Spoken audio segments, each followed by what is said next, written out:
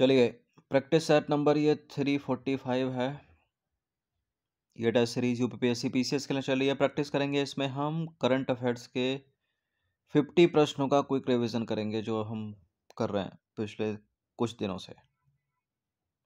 ठीक है, last time पर यही बेनिफिट देगा। तो स्टार्ट करते हैं 50 क्वेश्चन। पहला प्रश्न है, मेडिसिन या फिजियोलॉजी के लिए 2024 का नोबेल पुरस्कार किसे मिला है? नोबेल प्राइज इन फिजियोलॉजी और मेडिसिन, या हिंदी में बोल दो चिकित्सा, 2024 का विक्टर एम्ब्रोस और गैरी रुक्कुन। ठीक है, हाँ, विक्टर एम्ब्रोस और गैरी रुक्कुन। तो इसका आंसर हो जाएगा ऑप्शन नंबर डी। देखिए, चिकित्सा मेडिसिन या फिजियोलॉजी के क्षेत्र में नोबेल पुरस्कार की घोषणा हुई। इस साल का मेडिसिन का नोबेल पुरस्कार विक्टर एम्ब्रोस और गैरी रुक्कुन को मिला है। क्यों मिला है? माइक्रो आरएनए की खोज के लिए। विश्व का पहला गिद्ध संरक्षण और प्रजनन केंद्र कहाँ स्थापित किया गया? उत्तर प्रदेश के महाराजगंज में। ऑप्शन नंबर ए है इसका आंसर। हाल ही में उत्तर प्रदेश के महाराजगंज जिले में एशियन किंग वल्चर यानी एशियाई गिद्ध के लिए विश्व का पहला संरक्षण और प्रजनन केंद्र स्थापित किया गया। तीसरा प्रश्न है, निम्नलिखित को सम्मिलित करना है। यह है त्योहार और महोत्सव और यह है संबंधित स्थल और राज्य। हेमिस फेस्टिवल, अंबुबाची मेला, हॉर्नबिल फेस्टिवल, चपचारकूट महोत्सव। हेमिस नेशनल पार्क लद्दाख में है, तो हेमिस फेस्टिवल लद्दाख कर दीजिए। अंबुबाची मेला, हॉर्नबिल फेस्टिवल है नागालैंड का, अंबुबाची मेला गुवाहाटी असम, चपचारकूट मिजोरम का। एक का 2, बी का 3। ए का 2, बी का 3 एक से एलिमिनेट हो जाएगा, यानी ऑप्शन नंबर ए इसका आंसर हो जाएगा। जो हेमिस फेस्टिवल लद्दाख में मनाया जाता है, जून 2024 में मनाया गया। अंबुबाची मेला गुवाहाटी असम में मनाया जाता है, जून 2024 में मनाया गया। हॉर्नबिल फेस्टिवल दिसंबर में मनाया जाता है नागालैंड में। चपचारकूट मिजोरम में मनाया जाता है, फरवरी 2024 में मनाया गया। अगला फरवरी 2025 में मनाया जाएगा।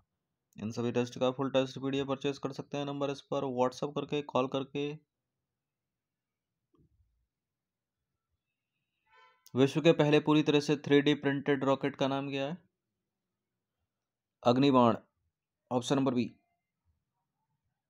अग्नि, हाँ ठीक, अग्निबाण। ये देखिए, दुनिया के पहले पूरी तरह से 3D प्रिंटेड रॉकेट का नाम अग्निबाण है और इसे चेन्नई की स्टार्टअप कंपनी अग्निकुल कॉस्मोस ने 30 मई 2024 को लॉन्च किया था। यह रॉकेट आंध्र प्रदेश के श्री हरिकोटा से लॉन्च किया गया था।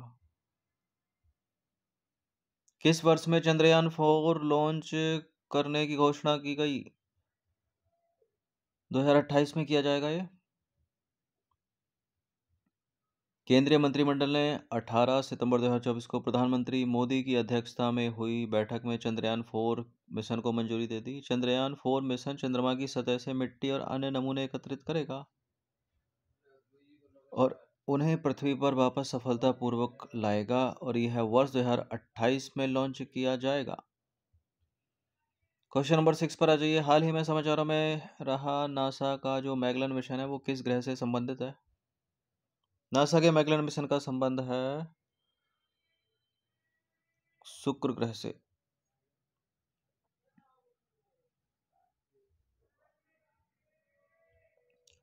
देखिए, मैगलन मिशन शुक्र यानी वीनस हेतु नासा का मैगलन मिशन सबसे सफल अंतरिक्ष मिशनों में से एक था और यह मिशन शुक्र के लिए 4 मई 1819 को लॉन्च किया गया था। यह शुक्र सतह की छवि लेने वाला पहला अंतरिक्ष यान था। साथ ही इसने ग्रह के बारे में कई खोजें की, लेकिन समाचारों में क्यों है जब इतने पहले लॉन्च किया गया? मार्च 2023 में नासा के मैगलन अंतरिक्ष यान ने विभिन्न कक्षाओं से शुक्र ग्रह की तस्वीरें ली और 2 वर्षों में इसने देखा, 2 वर्षों में 2 अथवा 3 बार कुछ स्थानों पर ज्वालामुखीय गतिविधियां होने की आशंका जताई है इसने। क्वेश्चन नंबर 7 पर आ जाइए। किस ग्रह पर नॉक्टिस नामक विशाल ज्वालामुखी की खोज की गई? नॉक्टिस नामक विशाल ज्वालामुखी मंगल ग्रह पर। देखिए, नॉक्टिस ज्वालामुखी मंगल ग्रह पर खोजा गया एक विशाल ज्वालामुखी है। ज्वालामुखी माउंट एवरेस्ट से भी ऊंचा है और इस ज्वालामुखी के आधार के पास एक ग्लेशियर दफन है, यानी बर्फ की चादर की खोज हुई है। इस ज्वालामुखी की खोज नासा के मैरिनर 9, वाइकिंग ऑर्बिटर 1 और 2, Mars Global Surveyor, Mars Odyssey, Mars Reconnaissance Orbiter और ESA के मार्स एक्सप्रेस जैसे कई मिशनों के डेटा से हुई है। इस ज्वालामुखी की खोज की यात्रा वर्ष 2015 में हुई थी। ऊंचाई है इस ज्वालामुखी की 29,600 फुट, चौड़ाई है इसकी 450 किलोमीटर।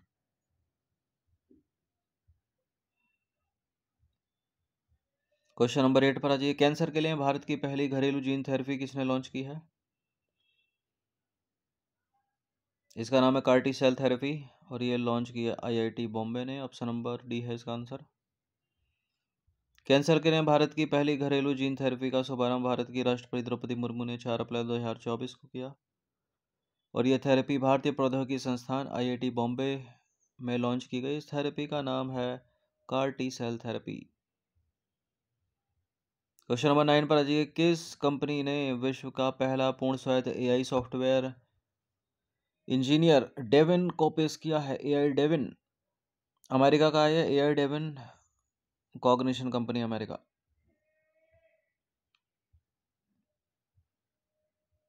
देखिए, अमेरिका की स्टार्टअप कंपनी कॉग्निशन ने इसे लॉन्च किया है और उसका दावा है कि ये दुनिया का पहला AI सॉफ्टवेयर इंजीनियर है और कंपनी ने इसे डेविन नाम दिया है। हवा से कार्बन डाइऑक्साइड सोखने वाला विश्व का सबसे बड़ा प्लांट मैमथ को किस देश ने लॉन्च किया है? आइसलैंड ने। हवा से कार्बन डाइऑक्साइड सोखने वाला यानी CO2 को सोखने वाला दुनिया का सबसे बड़ा प्लांट मैमथ को स्विट्जरलैंड की कंपनी क्लाइम वर्क्स ने आइसलैंड में लॉन्च किया है। क्वेश्चन नंबर 11 पर आ जाइए। किस कंपनी ने विश्व की पहली CNG बाइक लॉन्च करने की घोषणा की है?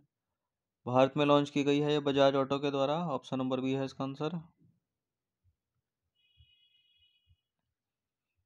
दुनिया की पहली CNG बाइक लॉन्च करने का श्रेय बजाज ऑटो को जाता है और 5 जुलाई 2024 को महाराष्ट्र के पुणे में लॉन्च की गई थी। 125 सीसी है। ठीक है, इसमें CNG से पेट्रोल और पेट्रोल से CNG पर शिफ्ट होने के लिए स्विच दिया गया है। इस बाइक में 2 लीटर का पेट्रोल टैंक है और 2 किलो CNG टैंक है। दोनों को एक बार फुल कर लो तो 330 किलोमीटर का माइलेज देती है, जो कि काफ़ी है। 12वां प्रश्न है। किस देश ने अपनी अर्थव्यवस्था को स्थिर करने के उद्देश्य से जिग नाम की नई मुद्रा की शुरुआत की? जिम्बाब्वे ने। जिम्बाब्वे ने अपनी अर्थव्यवस्था को सुधारने के लिए जिग नाम की नई मुद्रा की शुरुआत की। यह मुद्रा देश की मुद्रा अस्थिरता और अति मुद्रास्फीति को कम करने के लिए शुरू की गई है। दुनिया का सबसे बड़ा हवाई अड्डा किस शहर में विकसित किया जा रहा है? और उसका नाम है अल मक्तूम, दुबई, UAE। दुनिया का सबसे बड़ा हवाई अड्डा दुबई में बन रहा है। इसका नाम है अल मक्तूम अंतर्राष्ट्रीय हवाई अड्डा। यह हवाई अड्डा मौजूदा दुबई इंटरनेशनल एयरपोर्ट से 5 गुना बड़ा होगा। अंतरिक्ष में सर्वाधिक 1000 दिन बिताने वाले एस्ट्रोनॉट का नाम बताइए। ये हैं Oleg Kononenko. Option number B. और रूसी अंतरिक्ष यात्री हैं ये ओलेग कोनोनेको। अंतरिक्ष में 1000 दिन बिताने वाले दुनिया के पहले व्यक्ति बन गए हैं। उन्होंने यह कारनामा अपनी 5वीं अंतरिक्ष यात्रा में पूरा किया। ओलेग की आखिरी अंतरिक्ष यात्रा 15 दिसंबर 2023 को हुई थी और रूस में एस्ट्रोनॉट को कॉस्मोनॉट बोलते हैं। Question number 15। फिजिक्स का नोबेल पुरस्कार 2024 किसे मिला है? फिजिक्स का नोबेल पुरस्कार 2024 मिला है, किसको मिला है?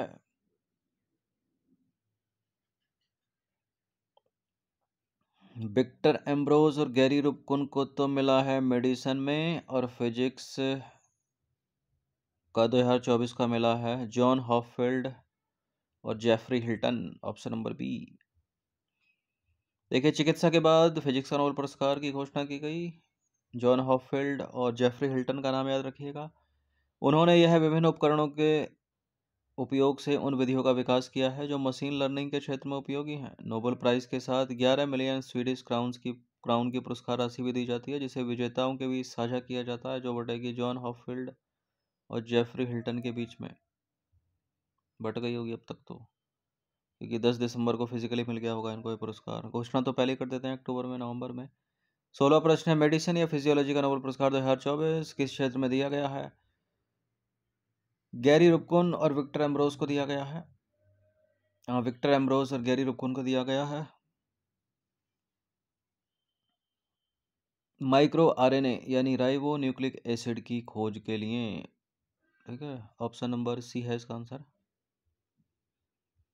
2024 का मेडिसिन का नोबेल प्राइज विक्टर एम्ब्रोस और गैरी रुपकुन को मिला। उन्हें प्राइज मिला माइक्रो आरएनए की खोज के लिए। माइक्रो आरएनए से पता चलता है कि शरीर की कोशिकाएं कैसे बनती हैं और कैसे काम करती हैं। दोनों जीन वैज्ञानिकों ने 1993 में माइक्रो आरएनए की खोज की थी।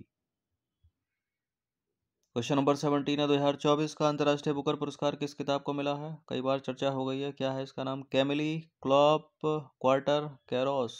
Option number B.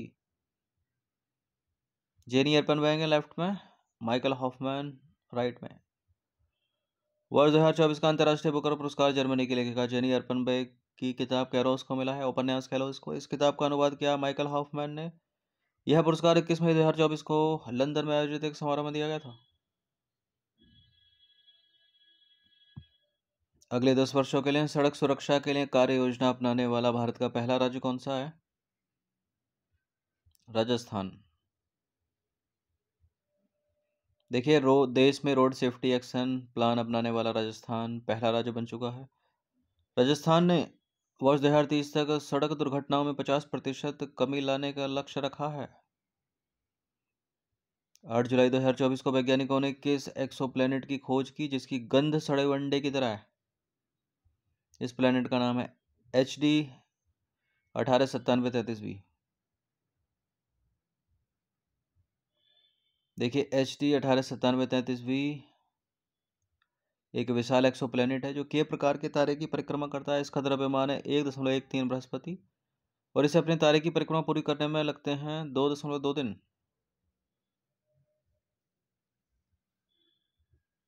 Question number 20 पर अजय, माउंट एवरेस्ट से भी ऊंचा है नॉक्टिस ज्वालामुखी किस ग्रह पर स्थित है? ऊपर चर्चा हो चुकी है, मंगल ग्रह पर स्थित है। नॉक्टिस माउंट एवरेस्ट से भी अधिक ऊंचाई वाला ज्वालामुखी है। यह मंगल ग्रह पर पूर्वी नॉक्टिस लेबरेंथस क्षेत्र में स्थित है और यह मंगल के भूमध्य रेखा के ठीक दक्षिण में है और यह 29,600 फुट ऊंचा और करीब 450 किलोमीटर चौड़ा है भाई। क्वेश्चन नंबर 21 है, 6 जुलाई 2024 को दे 6 जुलाई 2024 को देश के किस स्वदेशी हल्के टैंक का अनावरण किया गया? जोराबर। देखिए, 6 जुलाई 2024 को रक्षा अनुसंधान और विकास संगठन यानी DRDO ने गुजरात के हजीरा में स्वदेशी हल्के टैंक जोराबर का अनावरण किया। यह टैंक लद्दाख, अरुणाचल प्रदेश और कच्छ जैसे इलाकों में तैनात किया जा सकता है। यह टैंक लार्सन एंड टुब्रो के साथ मिलकर बनाया गया है। क्वेश्चन नंबर 22 पर आ जाइए, भारत मंगोलिया संयुक्त सैन्य अभ्यास नोमैडिक एलिफेंट का 16वां संस्करण 3 जुलाई से 16 जुलाई 2024 तक कहाँ आयोजित किया गया? कहाँ? मेघालय के उमरोई में। मेघालय के उमरोई में। देखिए, भारत मंगोलिया संयुक्त सैन्य अभ्यास नोमैडिक एलिफेंट, पहली बात तो यही इंपॉर्टेंट है, नोमैडिक एलिफेंट किन दो देशों के बीच है? भारत और मंगोलिया के बीच है। और 16वां संस्करण है 3 से 16 जुलाई 2024 तक मेघालय के उमरोई में आयोजित किया गया। यह अभ्यास विदेशी प्रशिक्षण केंद्र में हुआ था। इस अभ्यास में भारत की ओर से सिक्किम स्काउट्स की एक बटालियन और मंगोलिया की ओर से 150 त्वरित प्रतिक्रिया बल बटालियन ने हिस्सा लिया था। इंपॉर्टेंट यहाँ मेघालय का उमरोई ही है। और किन दो देशों के बीच है? Bharat Mongolia nomadic elephant. चलिए, अगला प्रश्न है आदित्य L1 से। 2 जुलाई 2024 को भारत के किस मिशन ने सूर्य पृथ्वी L1 बिंदु के चारों ओर अपनी पहली हेलो कक्षा पूरी की? Arun L1, Bhanu L1, Prabhakar L1, Aditya L1।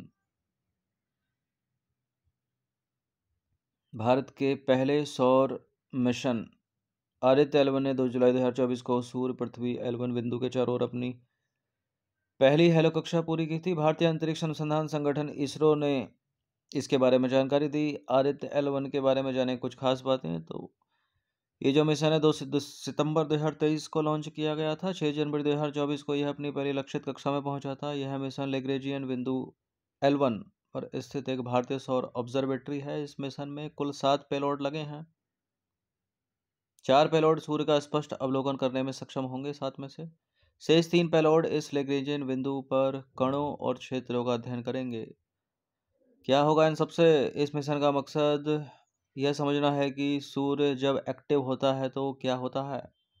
इस मिशन के जरिए सौर तूफानों की जानकारी मिलेगी और उससे क्या होगा, भारत के 50,000 करोड़ रुपए के जो सैटेलाइट्स हैं उनको सुरक्षित किया जा सकेगा, जो पृथ्वी के चारों तरफ घूम रहे हैं। 24वां प्रश्न, अंतर्राष्ट्रीय प्लास्टिक बैग मुक्त दिवस हर साल कब मनाया जाता है? International plastic bag free day मनाया जाता है जुलाई में, 3 जुलाई को मनाया जाता है हर साल। अंतर्राष्ट्रीय प्लास्टिक बैग मुक्त दिवस 3 जुलाई को मनाया जाता है। इस मिशन को मनाने का मकसद लोगों को प्लास्टिक बैग के इस्तेमाल को कम करने और इसके सुरक्षित विकल्पों के बारे में बताना है। प्लास्टिक बैग जो होते हैं पर्यावरण को नुकसान पहुंचाते हैं और सेहत के लिए भी खतरनाक है वो। 25वां प्रश्न है, 2 जुलाई 2024 को भारत सरकार और किसने भारत की स्वास्थ्य प्रणाली की तैयारियों और भविष्य की महामारियों के खिलाफ जवाबी कार्यवाही क्षमता को एकीकृत और मजबूत करने के लिए $170 मिलियन के नीति आधारित ऋण पत्र पर हस्ताक्षर किए? इस तरह के बड़े बड़े भी प्रश्न पूछ लेता है एग्जाम्स में। एशियाई विकास बैंक किसका नाम है? एडीबी। देखिए, भारत सरकार और एशियाई विकास बैंक ने 2 जुलाई 2024 को भारत की स्वास्थ्य प्रणाली की तैयारियों और भविष्य की महामारियों के खिलाफ जवाबी कार्यवाही क्षमता को मजबूत करने के लिए $170 मिलियन के नीति आधारित ऋण पत्र पर हस्ताक्षर किए। एडीबी का नाम इतने काफी है। 26वां प्रश्न है, भारत के पहले भूमिगत संग्रहालय का उद्घाटन कहाँ किया गया? भारत का पहला भूमिगत संग्रहालय, हर वो चीज पहली जो भारत में इंपॉर्टेंट है, जो हुई है वो इंपॉर्टेंट है करंट अफेयर्स के लिए। हुमायूं मकबरा नई दिल्ली के नीचे है। भारत का पहला भूमिगत संग्रहालय नई दिल्ली के हुमायूं के मकबरे परिसर में बना है। इसका उद्घाटन 29 जुलाई 2024 को केंद्रीय संस्कृति और पर्यटन मंत्री गजेंद्र सिंह शेखावत ने किया था। इस संग्रहालय में 700 से ज्यादा कलाकृतियां और 5 बड़ी गैलरी हैं। यह संग्रहालय मुगल सम्राट हुमायूं की विरासत को दर्शाता है। राष्ट्रपति द्रौपदी मुर्मू ने राष्ट्रपति भवन के दरबार भवन का नाम बदलकर क्या कर दिया है? दरबार भवन का कर दिया है गणतंत्र मंडप। ठीक है, दो हैं ये। राष्ट्रपति द्रौपदी मुर्मू ने दरबार हॉल का नाम बदलकर कर दिया गणतंत्र मंडप, अशोक हॉल का नाम बदलकर कर दिया अशोक मंडप। साहित्य के क्षेत्र में 2024 का नोबेल पुरस्कार किसको मिला है? हांगकांग को मिला है। ऑप्शन नंबर ए है इसका answer. Nobel Prize 2014 in literature, साहित्य के क्षेत्र में 2024 का नोबेल पुरस्कार दक्षिण कोरियाई लेखिका हांगकांग को मिला है। कई बार चर्चा हो चुकी है। उन्हें उनके गहन काव्यात्मक गद्य के लिए इस सम्मान से नवाजा गया है। उनका गद्य मानव जीवन की नाजुकता को उजागर करता है। उनकी किताबों में शामिल हैं the vegetarian, the white woke, human acts और ग्रीक लेसन्स। क्वेश्चन नंबर 29, रसायन विज्ञान का नोबेल पुरस्कार 2024 किसे दिया गया है? 3 वैज्ञानिकों को, David Baker, Demis Hassabis, John M Jumper. कहाँ है ये तीनों के तीनों? ऑप्शन नंबर ए में। देखिए, वर्ष 2024 के लिए रसायन विज्ञान में प्रतिष्ठित नोबेल पुरस्कार की घोषणा की गई। 3 वैज्ञानिक David Baker, Demis Hassabis, John Jumper को प्रोटीन पर काम करने के लिए रसायन विज्ञान के क्षेत्र में नोबेल पुरस्कार दिया गया है।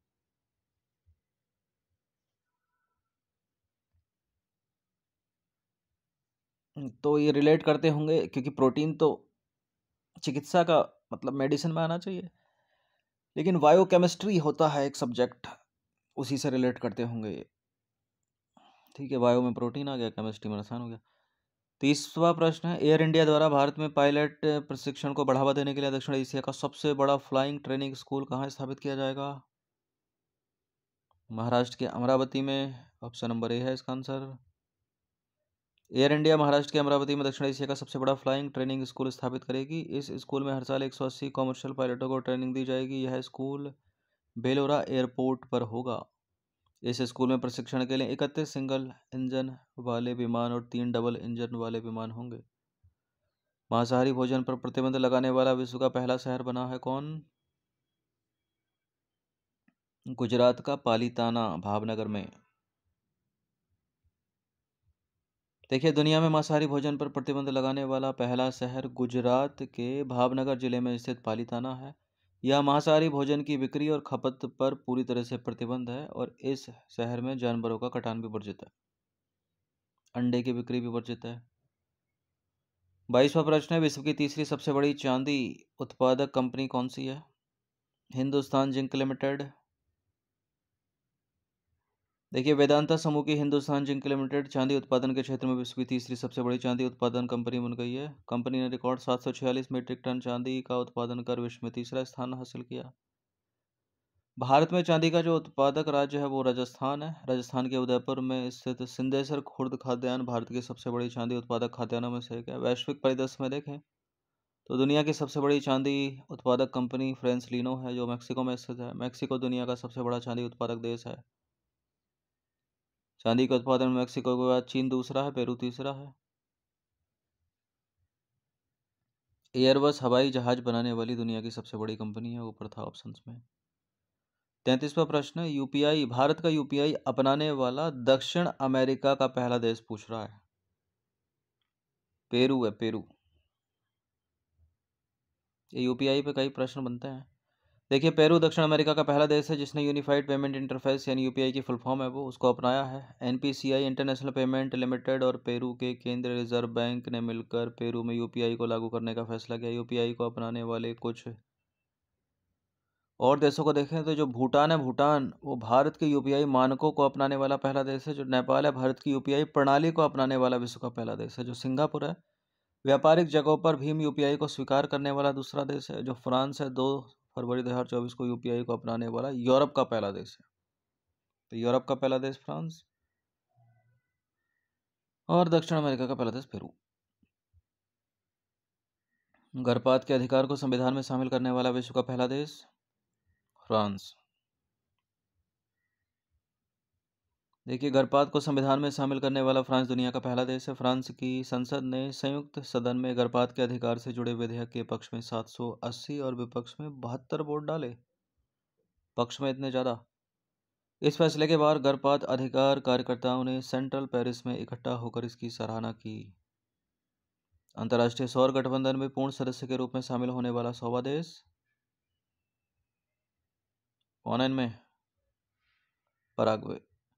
देखिए, पराग्वे अंतर्राष्ट्रीय सौर गठबंधन का 100वां पूर्ण सदस्य देश बन गया है। यह वैश्विक सौर ऊर्जा सहयोग में एक अहम मील का पत्थर है।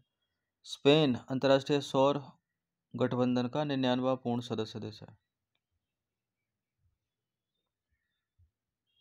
तो 100वां याद रखिएगा, उसी से बनेगा प्रश्न। क्वेश्चन नंबर 36 है, भारत के जन औषधि पहल में शामिल होने वाला विश्व का पहला देश मॉरिशस। मॉरिशस जन औषधि पहल को अपनाने वाला पहला देश है विश्व का, जो भारत के फार्मास्यूटिकल्स और मेडिकल डिवाइसेस ब्यूरो से लगभग 250 उच्च गुणवत्ता वाली दवाओं की सोर्सिंग की अनुमति देता है। अब आ जाइए क्वेश्चन नंबर 39, खाड़ी देश का पहला हिंदू मंदिर BAPS स्वामी नारायण मंदिर का उद्घाटन प्रधानमंत्री नरेंद्र मोदी ने कहाँ किया? कहाँ किया? Abu Dhabi, UAE. देखिए, संयुक्त अरब अमीरात यानी यूएई की राजधानी अबू धाबी में पहला हिंदू मंदिर खुल गया है। प्रधानमंत्री नरेंद्र मोदी ने फरवरी 2024 में इसका उद्घाटन किया था। यह मंदिर दुबई अबू धाबी शेख जायद हाईवे के पास अल रहबा में अबू मुरेखा नाम की जगह पर बना है। 38वां प्रश्न है, मलेरिया से होने वाली मृत्यु को खत्म करने के लिए किस घोषणा को जारी किया गया? याउंडे घोषणा। याउंडे घोषणा किससे संबंधित है? ऐसे भी प्रश्न पूछा जा सकता है मलेरिया से होने वाली मृत्यु को खत्म करने के लिए। 3-4 महीने पहले की बात है। याउंडे घोषणा ने मलेरिया के खिलाफ लड़ाई में एक महत्वपूर्ण मील का पत्थर चिन्हित हुई वो, क्योंकि 11 अफ्रीकी देशों के स्वास्थ्य मंत्रियों ने मलेरिया से होने वाली मौतों को समाप्त करने का संकल्प लिया। देखिए, वैश्विक स्तर पर मलेरिया के मामलों की कुल संख्या 2019 में 233 मिलियन से 2022 में बढ़कर हो गई 249 मिलियन। और इस अवधि के दौरान अफ्रीका में मलेरिया के मामलों में उल्लेखनीय वृद्धि देखी गई, जो 233 मिलियनों मिलियन मामलों तक पहुंच गई और वैश्विक मलेरिया के 94% मामले और मलेरिया से संबंधित 95% मौतें अफ्रीका महाद्वीप में हुई। मलेरिया जो है वो मादा एनोफिलीज मच्छर के काटने से होता है और यह एक गंभीर और जानलेवा बीमारी है। इसके अपोजिट जो डेंगू है वो एंडीज एजिप्टी से होता है, जो कि वायरस है। नेपाल के किस शहर को नेपाल की पर्यटन राजधानी घोषित किया गया है? पोखरा को घोषित किया गया है। काठमांडू नेपाल की राजधानी है। नेपाल सरकार ने पोखरा को देश की पर्यटन राजधानी घोषित किया है। ठीक है, पोखरा को झीलों का शहर भी कहा जाता है। पोखरा नेपाल की राजधानी काठमांडू से 200 किलोमीटर पश्चिम में स्थित है। नेपाल के कुछ प्रमुख शहरों के नाम देखें हम तो काठमांडू नेपाल की राजधानी और सबसे बड़ा शहर है। भरतपुर नेपाल का महानगरीय शहर है। विराटनगर नेपाल का महानगरीय शहर है। पोखरा नेपाल का महानगरीय शहर। ललितपुर नेपाल का महानगरीय शहर है। वीरगंज नेपाल का महानगरीय शहर है। जनकपुर नेपाल का 7वां सबसे बड़ा शहर है। क्वेश्चन नंबर 40 पर आ जाइए। पृथ्वी के सबसे दूरस्थ बिंदु पॉइंट नीमो तक पहुंचने वाला विश्व का पहला व्यक्ति कौन बना? पॉइंट नीमो ये जो जगह है वो प्रशांत महासागर में स्थित है। पैसिफिक ओशन में कोई भी बंदा यहाँ पहुंच नहीं पाया अभी तक, लेकिन ये पहुंच गए। इनका नाम है क्रिस ब्राउन। ये गए थे अपने 30 वर्षीय बेटे के साथ, 2 लोग गए थे। देखिए, ब्रिटेन के ये क्रिस ब्राउन दुनिया के सबसे दूरस्थ बिंदु पॉइंट नीमो तक पहुंचने वाले पहले व्यक्ति बन गए हैं। क्रिस ब्राउन अपने 30 साल के बेटे के साथ 12 मार्च 2024 को चिले के पुएर्टे माउंट से निकले थे और 20 मार्च को इस जगह पहुंचे थे। पॉइंट नीमो जो है वो न्यूजीलैंड के पूरब में दक्षिणी प्रशांत महासागर में स्थित है। यह जगह इतनी दुर्गम है कि अब तक सिर्फ एक ही व्यक्ति यहाँ पहुँच पाया है और वो है क्रिस ब्राउन। इस जगह पर पहुँचने के लिए क्रिस ब्राउन को बड़े बड़े घरों के बराबर ऊंची लहरों का सामना करना पड़ा था। तो ये जो पैसिफिक ओशियन में बड़ी बड़ी लहरें उठती हैं बड़े बड़े घरों के बराबर, तो कोई व्यक्ति नहीं पहुंचा था, लेकिन क्रिस ब्राउन पहुंचे। 41वां प्रश्न है, रसायन विज्ञान का नोबेल पुरस्कार 2024 किस क्षेत्र में दिया गया है? किस क्षेत्र में दिया गया है? Click chemistry, bio orthogonal chemistry के विकास के लिए, बायो ऑर्थोगोनल केमिस्ट्री के विकास के लिए, गॉर्नल केमिस्ट्री के विकास के लिए तो पहले ही मिल चुका है, कुछ साल पहले। क्वांटम डॉट्स के अभूतपूर्व योगदान संश्लेषण के लिए पहले मिल चुका है। कॉम्प्यूटेशनल प्रोटीन डिजाइन के लिए मिला भी है इसका आंसर 24 में। देखिए, रसायन विज्ञान में 2024 का नोबेल पुरस्कार डेविड वेकर को कॉम्प्यूटेशनल प्रोटीन डिजाइन के लिए, और 2 लोग और है ना, डेमिस हस्बेस और जॉन जंपर, उनको प्रोटीन संश्लेषण भविष्यवाणी के लिए, संरचना की भविष्यवाणी के लिए मिला है। तो बी यहाँ पर सही हो जाएगा। देखिए, प्रोटीन विज्ञान में उनके अग्रणी कार्य ने प्रोटीन की समझ और डिजाइन में क्रांति ला दी है, जिससे चिकित्सा से लेकर जैव प्रौद्योगिकी तक के क्षेत्रों में प्रगति हुई है। इस पुरस्कार ने प्रोटीन बनाने वाले अमीनो एसिड के अनुक्रम और प्रोटीन की संरचना को जोड़ने वाले शोध को सम्मानित किया।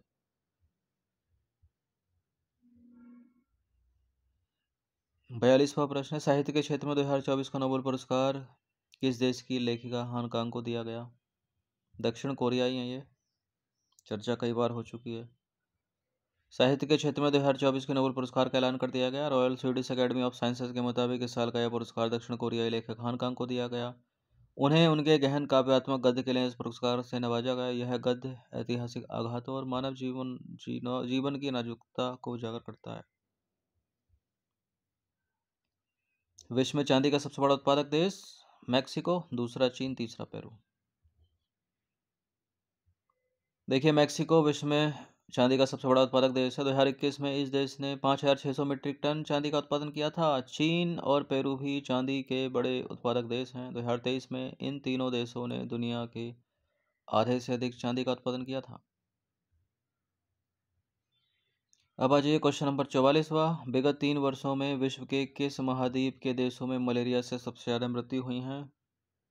अफ्रीका है ये, बी है इसका आंसर।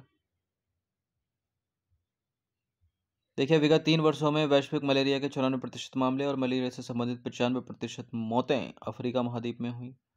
विश्व का पहला शहर पालिताना, जहां मांस की बिक्री पर पूरी तरह से रोक